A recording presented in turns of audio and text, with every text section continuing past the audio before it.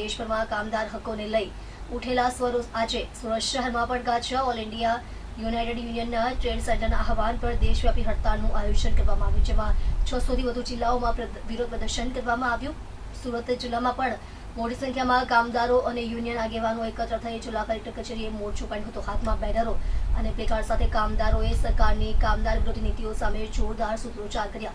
નવા લેબર કોડનો વિરોધ, ન્યૂનતમ વેતનમાં વધારો, કોન્ટ્રાક્ટ પ્રથા બંધ કરવા, કામદારોને સામાજિક સુરક્ષા સુવિધાઓ અને પેન્શન જેવી માંગણીઓ સાથે કામદારો એકજૂટ બન્યા હતા।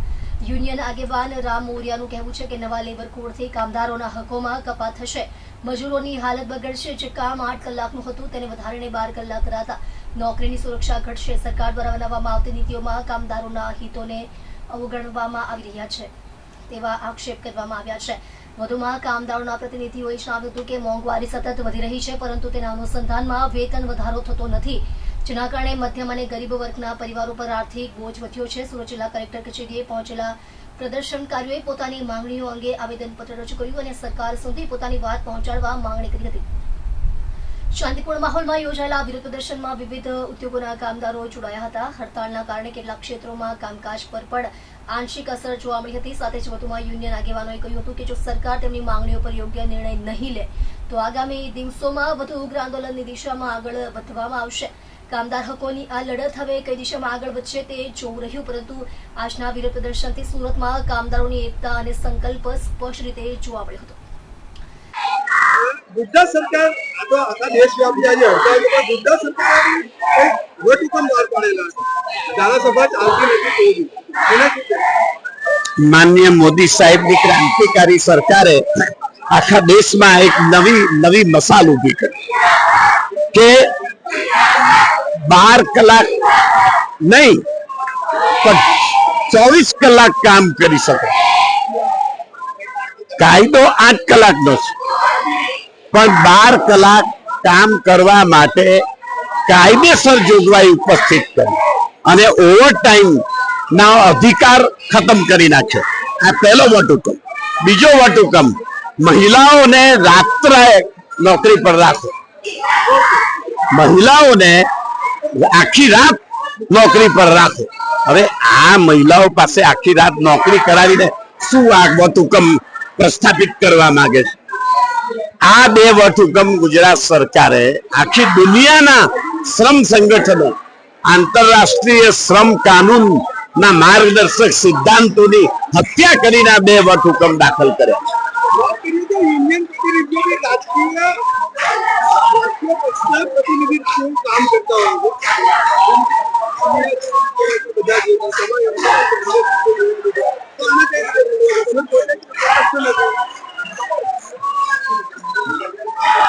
અમારું કામ રજૂઆત ને લડાઈનું છે। અમે લડીએ છીએ, રજૂઆત કરીએ છીએ।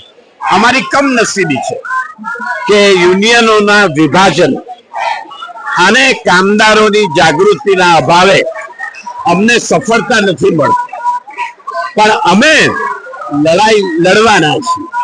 અમારી મોટી કમજોરી છે કે સરકારો અને પક્ષોના ચૂંટાયેલા નેતાઓ અદાણી, રિલાયન્સ ના ગુલામ બનીને સરેઆમ વર્તન કરી રહ્યા છે। એ અમારી ત્રીજી મજબૂરી છે।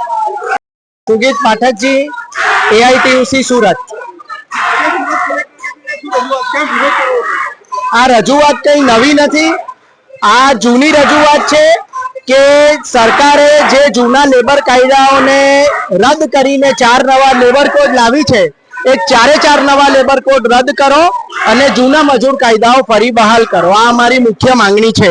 એને કારણે આજે ફરીવાર અમારે કલેક્ટર કચેરીએ આવવું પડ્યું છે।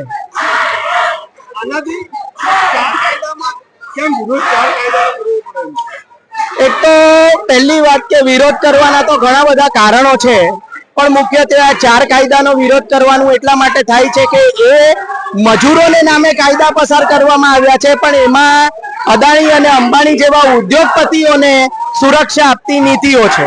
બીજી વસ્તુ કે તમામ ટ્રેડ યુનિયનોની વર્ષોથી એક માંગણી રહી છે કે હાયર એન્ડ ફાયરની સિસ્ટમ દૂર કરો, કોન્ટ્રાક્ટ સિસ્ટમ દૂર કરો। એ દૂર કરવાનો આ લેબર કોડમાં ક્યાંય પ્રાવધાન નથી અને જૂના મજૂર કાયદાઓ જે મજૂરોએ અંગ્રેજોની સામે લડીને મંજૂર કરાવ્યા હતા ઉપરથી અત્યારે પ્રધાનમંત્રી આવીને કહે છે કે એ બધા મજૂર કાયદાઓ રદ થાય છે અને 4 નવા લેબર કાયદાઓ ટ્રેડ યુનિયનોનો વિરોધ હોવા છતાં લોકો પર થોપી બેસાડવામાં આવે છે. લોકશાહીમાં કઈ રીતે મળ્યો? લોકશાહીમાં આ સરકાર ક્યાંય પણ માનતી હોય એવું નથી, કારણ કે સરકાર જ્યારે ખેડૂતોની તરફેણમાં કાયદા લાવવાની નીતિઓ ઘડે છે, એવો દાવો કરે છે, ત્યારે ખેડૂતોનું અહિત થાય છે. મજૂરો માટેના કાયદા ઘડે છે ત્યારે મજૂરોનું અહિત થાય છે. જે આંદોલન કરે છે તેનો અવાજ દબાવી દેવામાં આવે છે. એટલે આ સરકારમાં સરકારે અને એના ખાસ પૂંજીપતિઓ માટે જે કરવાનું હોય એ કામ કરે છે. લોકોને માત્ર જુદી જુદી ધર્મ અને જાતિઓમાં વહેંચીને મૂકી રાખ્યા છે. લોકોની તરફેણમાં આ સરકારમાં કોઈ પણ કાયદા પસાર થયા હોય એવું અમારા ધ્યાનમાં નથી.